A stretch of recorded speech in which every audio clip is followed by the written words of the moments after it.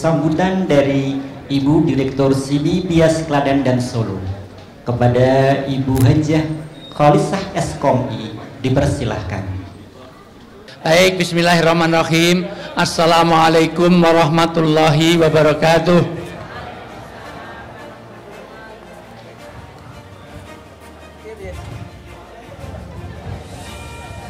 Alhamdulillahirabbil alamin. Nahmaduhu wa nusolli wa nusallimu ala rasulihil karim.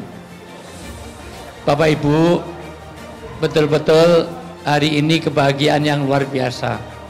Pertama, tidak sia-sia saya meluangkan waktu. Sampai tadi sudah saya sampaikan, hari ini saya luangkan seandainya saya dipanggil Pak Jokowi pun nggak mau, karena komitmen saya kepada full day school Bias Klaten ini. Dan betul saya nggak mau dipanggil Jokowi karena nama saya Wijayanto. Yang kedua, ini adalah jalan surgawi karena silaturahmi kita. Yang ketiga, ini akan memberkahkan rezeki kita. Rezeki yang diminta bukan banyaknya tapi berkahnya, betul? Yang keempat, ini akan memanjangkan usia. Usia itu sudah ditakdirkan, betul kan Bu? Tapi ternyata bisa diubah. Kalau kita sering silaturahmi, kita banyak sedekah, kita akan hormat pada orang tua, bahkan dengan silaturahmi dipanjangkan usianya, diberkahkan rezekinya. Bahkan di sini bukan sekedar itu, tafarruju hamin, disehatkan. Orang yang nggak pernah silaturahmi, maka hormon-hormon oksitosin itu tidak keluar. Kalau hormon oksitosin itu menumpuk, jadilah depresi. Depresi ini kalau berkumpul jadi strain. Strain itu ketegangan, kalau berkumpul jadi stres. Stres berkumpul jadi stroke, stroke berkumpul jadi stop. Kalau udah stop, billahi taufik. Makanya orang yang silaturahmi dipanjangkan usia. Wasohibing karim, akan bertambah persaudaraan kita. Waziyadatun ilm, akan bertambah ilmu kita. Hari ini kita bersama dengan para asatidz El-Kalam yang mumpuni pada bidangnya. Mungkin Bapak Ibu tidak terlalu tahu tentang El-Kalam. El-Kalam adalah lembaga kajian Islam dan konsultasi masalah keluarga. Ratusan yang sudah masuk di El-Kalam, dari mulai KDRT, dari mulai hubungan suami istri, dari mulai luar biasa. Sampai kadang-kadang kita penelpon dari Jepang, kita dengerin saja hampir 1 jam dia nangis mengeluhkan masalahnya. Berapa waktu yang lalu dari Jerman, keluarga Indonesia yang di Jerman, dia konsultasi. Ada yang datang nangis, kenapa? Karena habis ngaborsi. Ada datang ternyata apa? Suaminya kawin lagi. Itu semuanya. Ada datang karena tidak setuju, ada yang datang bawa pengacara karena rebutan warisan, dan miliaran, ratusan miliar itu ternyata itu bermasalah. Kenapa? Karena dulu ada yang dipinjem, mohon maaf, dipinjem untuk atas nama, karena waktu biar pajak dan yang lain-lain kan atas namanya kepada ada yang anak perempuan dapat 80 miliar. Sementara anak laki-laki cuma dapat 5 miliar dan itu dianggap sudah miliknya, padahal cuma atas nama. Dan konflik sampai detik ini belum selesai, sudah kita sampaikan solusi secara islami. Sehingga Bapak Ibu kalau punya masalah, nanti para ustadz-ustadz ini, dan ini hanya sebagian kecil yang sempat dibawa, kitab-kitabnya sudah kita lengkapi. Semua kitab maroji ulama-ulama sedunia di rumah saya di lantai atas itu dibikin studio, ada YouTube-nya, silahkan nanti buka di YouTube elkalam.com. Dan siapapun ini wajah-wajah yang banyak masalah ini boleh mau datang, mau WA, nanti akan kita solusikan dan kita rahasiakan untuk nama dan itunya, tetapi untuk memberi kemanfaatan. Setiap orang yang mati maka ada jariah yang terus diterimanya. Ada 3 yang kata Nabi bersabda pasti benar. Karena ciri Nabi adalah sidik, amanah, tablik, fatonah, al-amin, maksum, mustafa, mukhtar. Nabi itu nggak pernah bohong. Yang biasa bohong itu bukan Nabi, itu politisi, pejabat, polisi, TNI, pengusaha, itu biasanya itu. Ustadz beberapa, tapi lebih banyak pengusaha, bisnis seperti itu. Enggak, Ustadz jarang, yang banyak pengusaha itu. Nabi mensabdakan setiap orang mati 3 yang akan mengalir. 1 adalah, halo? Nah, 1 apa? Ilmu yang bermanfaat. Maka siapapun yang mengusahakan ilmu, memfasilitasi ilmu, membuat gedung ini, memfasilitasi gedung ini, menambah lahan untuk ilmu, maka nanti akan dapat pahala walaupun sudah mati, masih mengalir terus. 2, amal jariah. Maka siapa yang ikut nyumbang nanti, dengerin, giliran sumbang pura-pura tidur. Ini harus saya cek terus, karena kalau nggak saya cek, saya serius di sini dibukakan kitab, ternyata yang di luar billahi taufik wal hidayah. Apalagi dapat angin segar gini langsung bismika Allahumma ahya. Ustadznya di sini sana sampai Sidratul Muntaha. Masih hidup? Masih hidup? Masih bisa fokus? Masih bisa fokus? Peci saya warna apa? Hanya 12 orang yang fokus. Peci saya warna apa? Celana saya warna apa? Orang negro di malam hari warnanya apa? Semut di kegelapan warnanya apa? Aspal warnanya apa? Arang warnanya apa? Celana saya warnanya apa? Mikrofon warnanya apa? Orang negro di malam hari warnanya apa? Jadi kelelawar tidurnya waktu?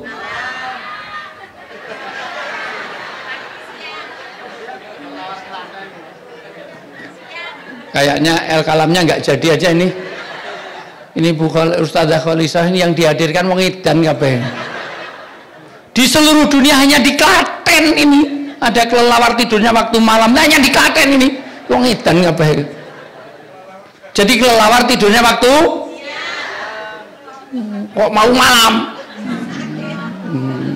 Kelelawar sakit apa? Karena sulitnya kita dalam fokus, yaitu amal jariah. Yang ketiga adalah anak yang soleh, yang mendoakan. Maka peran kita jadi anak yang soleh itu tidak hanya mendoakan, tapi soleh. Sekarang ini saya tidak melihat bagaimana orang yang durhaka. Insya Allah ini orang-orang yang sangat birrul walidain. Yang jadi masalah adalah birru abaukum tabirrukum abnaakum. Kalau kita sudah baik kepada orang tua, bagaimana mendidik anak yang taat kepada orang tuanya? Anak sekarang lebih taat kepada handphone apa kepada orang tuanya? Jujur, dipanggil orang tuanya 5 kali nggak datang, handphonenya berdering langsung lari, betul nggak? Kalau anak Klaten seperti itu, kalau minta uang jangan dikasih, suruh minta kepada handphone, karena kamu lebih mendahulukan handphone, kamu lebih taat kepada handphone, kamu lahirnya dari handphone. Handphone tuh meteng terus metu kowe. Mula wajahmu kayak kipet. Betul, Bu? Anak inilah pentingnya kenapa birrul. Dan birrul walidain ini everlasting, forever. Tidak hanya masa hidup, sudah meninggal pun kita harus birrul walidain. Inilah yang Bapak Ibu tidak ngerti, sering tidak dipahami. Orang sudah mati, kita masih perlu bakti pada orang tua nggak? Apa bentuknya? Tidak hanya doa, wong sing apalagi doa, wong pelit-pelit ini. Yang kedua apa? Sedekah atas nama orang tua, ketika wakaf atas nama orang tua, menjaga nama baiknya, bersilaturahmi, mung doa tok, mung kayak doa tok, mung pelit. Nanti ada 13 hal yang berkaitan dengan orang tua yang sudah meninggal. Inilah kepentingan hari ini. Kenapa? Kepada orang tua, karena pada kenyataannya semua ayat-ayat berkaitan dengan birrul walidain ini semua dikaitkan dengan ketaatan kita pada Allah. Nanti Ustadz Thoyib akan nyampaikan dari Al-Azhar ini tentang kenapa kepentingan itu. Dan betapa bahayanya orang yang durhaka pada orang tua. Orang tua itu kenapa harus kita bakti? Karena orang tua itu mau menggantikan anaknya kalau sakit. Tapi tidak sebaliknya, kalau anak sakit, orang tua ikut sakit, betul nggak? Tapi kalau orang tua sakit, anaknya ikut sakit? Enggak. Saya ngalami, Bu. Istri saya harus keluar negeri. Istri saya itu 3 anaknya. Serius Bu, ketika harus di luar negeri saya nungguin mosok 3 anak yang sakit 2, panasnya tinggi. Sampai saya berdoa, ya Allah, buat yang sakit saya saja, biar anak saya sehat. Orang tua menggantikan anaknya kalau sakit. Tapi jujur, siapa yang ada yang mau menggantikan orang tuanya? Orang tuanya dah pikun, ya Allah, buat yang pikun saya saja ya Allah. Biar usaha saya, biar orang tua saya bisa usaha jadi perusahaan cor di ceper. Ada yang mau? Bahkan mohon maaf, orang tua mau ngisep ingus anaknya, nyedot umbeli anaknya. Saya lihat sendiri dengan mata kepala saya sendiri. Saya orang daerah, saya tahu persis. Ibu pernah melihat? Pernah ngalami? Pernah ngalami? Nyedot umbeli anaknya waktu bayi. Tapi jujur siapa yang di sini? Siapa yang mau nyedot ingus bapaknya? Bapak pilek nak sedot umbel, mungkin ada yang mau? Ayo lakukan sekarang. Bahkan orang tua mau membersihkan najis, menyuapi orang tua ini, guru yang pertama, dokter yang pertama, ngajari kata-kata, teman yang pertama, orang tua. Kita bisa ngomong karena orang tua. Pendidikan pertama orang tua, dokter pertama orang tua. Tapi begitu nanti kita giliran orang tua yang sakit, yang kotor, kita nggak membersihkan, pilih bayar orang untuk membersihkan, pramuruti, karena kita pengusaha, cukup banyak uang, cukup bayar, ya Pak, ya Bapak Ibu yang saya muliakan. Maka kenapa kita ini? Kita lihat betapa orang-orang yang dimuliakan, sampai doa-doanya semuanya dikabulkan, diramalkan Rasulullah. Satu ketika Rasulullah ini ada orang yang tidak dikenal di dunia ini, orangnya sakit-sakitan, dan Masya Allah tinggalnya di desa. Ciri desa itu satu, ajalikom. Rumah Anda itu desa atau kota, lihat 5 ini, ajalikom. Air, jalan, listrik, komunikasi. Satu, kalau airnya masih di sungai itu desa. Apalagi MCK ini yang kali, ngerisuk gandulan oyot, maka jam 9 lagi desa. Orang-orang Pantura tempatnya Bu Lili sana itu desa itu. Ngono iso jejer-jejer kayak karo ngobrol kayak masalah.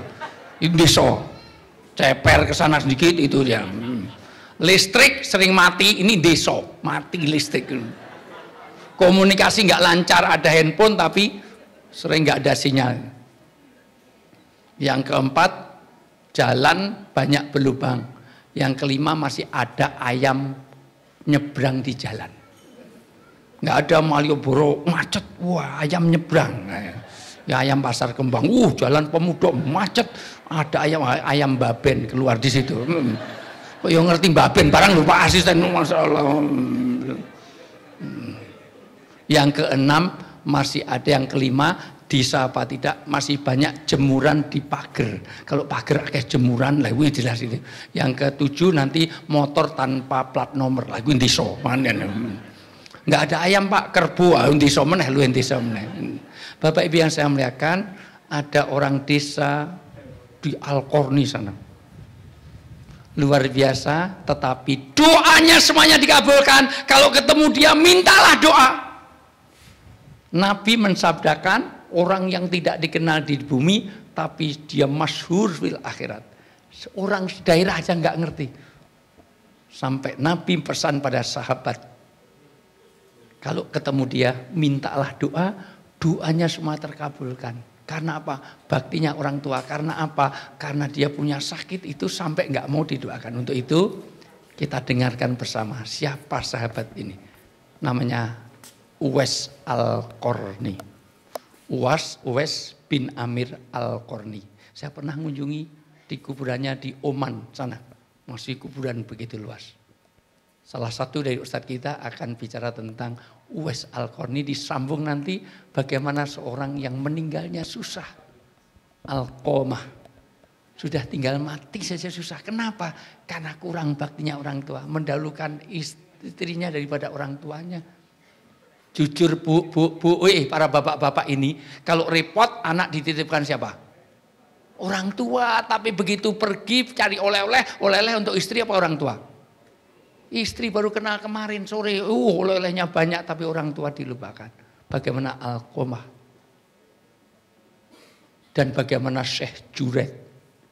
Syekh Juret ini Masya Allah orang yang solehnya luar biasa. Tapi menomorduakan, bukan untuk maksiat. Dipanggil orang tuanya masih sholat. Orang tua baca Quran. Risma sampai orang tuanya terlukai. Maka kena fitnah. Sebelum di akhirat di dunia dapatkan. Untuk itu Bapak Ibu tolong dengerin baik-baik. Bagaimana siapa itu Uwais Al-Qarni. Dari hadis yang sahih diriwayatkan. Maka tolong dari Ustadz Hakim insya Allah. Ini Ustadz kesayangan kita. Kalau nggak ada ini nggak seru pokoknya. Al-Kalam ini yang paling menyerukan beliau. Iya ini Masya Allah nggak usah disebutkan yang lain-lainnya pokoknya ini. Silakan Ustadz tafadhol. Ya. Ustadz Thayyib dulu. Kaitannya kenapa kok kita harus bakti orang tua. Dan kenapa, mohon maaf. Kenapa kok semua bakti pada Allah. Ridho Allah fi ridho ibad. Ridho Allah fi ridho walidain, dan syukurullah dan murkanya Allah pada murka orang tua. Maka hati-hati kepada orang tua. Nanti ada siksa yang belum di akhirat, di dunia pun dicicil.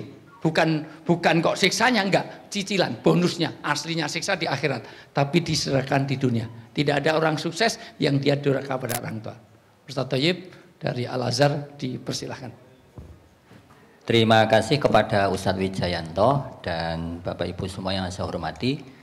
Saya hanya mencatat atau menganotasi yang sudah disampaikan oleh Ustadz Wijayanto sudah sangat lengkap dan penting. Hanya mungkin perlu tambahan sedikit dari saya. Yang pertama bahwa banyak sekali ayat suci Al-Quran, misalnya An-Nisa 36, Al-Isra 24, Luqman 14, menjelaskan bahwa berbakti kepada orang tua ini dirangkai dengan bagaimana ketaatan, ketauhidan, keimanan kita kepada Allah. Misalnya, saya sebut hanya contoh saja tanpa menyebut semuanya. A'udzubillahi minasyaitonirrajim. Wa'budullaha wa la tusyriku bihi syai'a wa bil walidaini ihsana. Sembahlah Allah dan jangan engkau menyekutukannya dengan apapun, dan berbuatlah ihsan kepada kedua orang tua. Nah, di dalam Al-Quran berbaik atau berbuat baik itu kosakatanya sangat banyak. Nah, yang menarik untuk kita renungkan, berbuat baik kepada orang tua itu selalu di dalam Al-Quran atau setidaknya sering-seringnya dipilih kosakata ihsan. Kita tahu bahwa ihsan itu ada juga dalam hal lain, misalnya bab rukun agama 3, iman, Islam, dan ihsan. Lalu kemudian misalnya juga di dalam bab menyembelih itu ada hadis fa idza dzabhtum fa ahsinu adz-dzibhah. Saya hanya ingin menyampaikan tanpa memperpanjang analisa kebahasaan, yang populer memang kosakata birrul walidain. Namun yang menarik di dalam banyak ayat, maka berbuat baik kepada kedua orang tua itu bukan menggunakan kosakata birrun ini, tetapi ihsan. Ringkasnya menurut para ulama, ihsan itu mengandung 3 arti. Yang pertama, bahwa dalam berbuat baik kepada kedua orang tua, kita harus tulus ikhlas, sebagaimana makom ihsan. Artinya, namanya tulus ikhlas itu tanpa pamrih, dan ini sangat berat. Karena biasanya namanya anak itu biasanya hitung-hitungan. Belum lagi nanti sekarang di zaman wanita karir gitu sudah tadi disampaikan Ustadz Wijayanto, mopoin dan seterusnya itu nanti setelah punya anak ditinggal kerja nitip Agus Yombo dan seterusnya. Nah, tentu ini tidak sesuai dengan makna ihsan yang kedua. Karena kalau hanya birrul walidain itu biasanya atas dasar adil. Orang tua dulu muliahkan kita 1 juta, nikahkan kita 100 juta, lalu kemudian dibayar misalnya lah, taruhlah 101 juta, itu namanya adil. Itu mungkin birrul walidain. Tapi kalau di dalam Al-Quran, berbakti kepada orang tua, itu disampaikan dengan ihsan, itu karena perbuatan baik kita kepada orang tua, mestinya 3, bahkan 4, bahkan 10 kali lipat. Itulah definisi ihsan yang kedua, berbuat baik lebih banyak dari yang diberikan orang tua kepada kita. Monggo dihitung sendiri bagaimana waktu hamil, apalagi kalau sesar, apalagi nggak punya BPJS, apalagi nanti kalau sejak kecil tiba-tiba tadi gudikan, cangkrangan, caca air dan seterusnya. Lalu kemudian juga ibu mau tidur, mau makan, tiba-tiba mau ngeplok, gitu tiba-tiba anaknya nangis, itu dihitung sendiri. Belum lagi nanti masalah menikahkan dan seterusnya. Monggo nanti dihitung sendiri. Nanti kaitannya dengan Mas Nasruddin di Lazis, yaitu berapa nanti kira-kira seperti itu. Baik, yang ketiga makna ihsan adalah jadi berbuat baik lebih banyak, tulus, dan yang ketiga profesional. Jadi maksudnya kita tekun, maksudnya seperti itu. Nah, itu yang pertama. Kami saya muliakan, tadi disampaikan juga Ustadz Wijayanto, masalahnya adalah status orang tua itu tidak hilang ketika kedua orang tua kita meninggal. Jadi kalau misalnya sudah meninggal dunia dengan tidak tenang, siapa dan seterusnya seperti itu, lalu kemudian status orang tua kita hilang. Ya tidak. Status orang tua kita itu akan melekat sejak kita ada di dunia, di alam kubur, bahkan nanti di alam akhirat. Jangan sampai kita seperti nanti disampaikan oleh ayat-ayat cinta dalam Az-Zukhruf ayat 67. Al-akhillau yawma idzin ba'duhum li ba'din aduwwun illal muttaqin. Ada orang-orang yang saling mencintai, mengasihi, nanti di akhirat itu ungkur-ungkuran bokong atau geger, saling memusuhi, kecuali orang-orang yang bertakwa. Maka tentunya harapan kita tidak hanya baik birrul walidain ketika di dunia, namun juga di alam kubur dan juga di akhirat nanti. Maka seperti tagline judul ini, reuni surgawi bersama kedua orang tua, bagaimana caranya nanti akan disampaikan oleh asatidz semua. Terakhir, bahwasannya tadi juga disampaikan oleh Ustadz Wijayanto, maka pertanyaannya adalah, apa untungnya? Selalu manusia zaman sekarang berpikir, apa untungnya saya berbakti kepada orang tua padahal mereka sudah meninggal?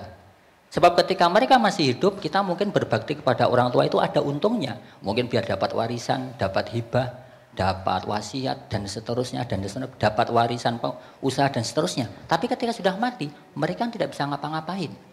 Tapi tadi disampaikan dalam hadis yang dinukil Ustadz Wijayanto, ada dalam Mu'jam Al-Awsat karya Imam At-Tabrani, birru aba'akum tabirrukum abna'ukum. Berbaktilah kalian kepada orang tua kalian supaya anak-anak kalian juga berbakti kepada kalian. Anak angel kandanane, padahal namanya angel karamoy, angel lelga, dan juga angel kandanane. Itu menjadi problematika yang selalu dicurhatkan dari Sabang sampai Merauke, dari ujung Pandang sampai ujung Kulon. Nah, oleh sebab itu, kalau boleh saya jawab dengan logika pragmatis, matematis, materialistis, apa untungnya kita berbakti kepada orang tua padahal orang tua kita sudah meninggal, agar anak-anak kita nanti berbakti juga kepada kita saat masih hidup di dunia, apalagi waktu meninggal di alam kubur, karena sebenarnya kita lebih membutuhkan saat kita mati daripada kita saat hidup. Wallahul muwaffiq ila aqwamit thoriq. Wassalamualaikum warahmatullahi wabarakatuh. Waalaikumsalam. Masya Allah, ada pesan moral luar biasa betapa El-Kalam cukup beragam. Kalau tadi udah billahi taufik walhidayah, ini pakai wallahu muwafiq. Ini menunjukkan ada Muhammadiyahnya, ada NU-nya. Jadi inilah bias. Tolong slide saya dibuka. Nungki, saya telepon nggak diangkat. Slide saya tolong MC bacakan terjemahnya aja, ayatnya kelamaan nanti. Iqra perlu jilid 2 kan MC. Coba dibaca. Ini dalam rangka inilah Bapak Ibu semuanya, supaya kita bisa reuni di surga. Dibaca surat ya Ar-Ra'd 23 dan juga At-Tur ayat 21. Ar-Ra'd 23. Ya. Yaitu surga Aden, mereka masuk ke dalamnya bersama dengan orang-orang yang soleh. Jadi pelan-pelan, banyak anak-anak kamu mau diterangkan bablas saja. Nafsu banget. Ulang. Orang-orang yang nanti di surga Aden, ya. Diulang. Yaitu surga Aden, mereka masuk ke dalamnya bersama dengan orang yang soleh. Satu syarat bisa reuni di surga bersama dengan apa? Orang soleh. Inilah kepentingannya kita menyekolahkan di sekolah bina anak soleh. Sesuai dengan doa, Robbi habli, jadikan anak yang soleh. Ada di situ anak yang Al Azhar, anak yang enggak, saya tidak usah sebut ya, anak yang budi mulia, enggak, soleh. Tidak hanya soleh, lanjut. Dari nenek moyangnya. Nenek moyangnya. Terus Pasangan-pasangannya. pasangannya. Dan anak cucunya. Anak cucu cicit wareng tebok bosok jalan mati gantung siwur, pokoknya anak buyut mbah cangga mbah wareng udeg-udeg tebok bosok gantung siwur jalan mati, semuanya akan dikumpulkan dengan kesalehannya. Terus Sedang para malaikat masuk ke tempat-tempat mereka. malaikat dari semua itu pintu. simbol kebaikan apa kejelekan? Maka yang masuk adalah kebaikan malaikat-malaikat itu. At-Tur ayat 21, satu ayat lagi, dalam rangka inilah Bapak Ibu semuanya supaya kita bisa reuni di surga. At-Tur ayat 21. Dan orang-orang yang beriman Iya. beserta anak cucu mereka yang mengikuti mereka dalam keimanan, Iya. kami pertemukan mereka dengan anak cucu mereka di dalam surga. Kami pertemukan di dalam tafsir Ibnu Katsir, dipertemukan itu artinya apa, Pak? Kalau bapak kita, ibu kita surganya di bawah, atau kita surganya di bawah, anak-anak kita surganya di atas karena hafalan Qur'annya 30 juz, sementara orang tuanya juz 30. Hanya trikul, kulhu, kulau, kulhu, kulau sama idaja. Maka surganya di bawahnya, dipertemukan itu artinya ditambah derajatnya, diangkat ke atas. Begitu kata Ibnu Katsir. Jadi dipertemukan dengan orang yang anak cucunya, karena mungkin surga anak cucu kita lebih soleh, lebih baik, lebih terjaga daripada yang sudah ini. Kita kerja pensiunan baru belajar di senior school. Maca Iqra jilid 3 lagian padahal wis arep pensiun, wis arep billahi taufik walidayah lagi maca Quran. Sementara anak kita sudah dibias sudah 3 juz 4 juz, maka surganya di atas, maka kita diangkat derajatnya. Inilah kepentingannya supaya kita bisa reuni di surga. Dan kebakti pada orang tua itu luar biasa, sampai doa-doa terkabul, disetarakan dengan jihad dan tidak akan terbalas. Sebetulnya bisa Pak, balas bakti orang tua itu. Syaratnya apa? Kalau orang tua kita jadi budak dan kita memerdekakannya. Tapi masalahnya sekarang udah nggak ada budak dan tidak ada orang ini yang orang kita ini, orang tua kita yang jadi budak. Jadi sudah tidak mungkin terbalas. Bagaimana Syekh Juret sampai terkenal di langit, doanya dikabulkan. Padahal Ustadz Akid.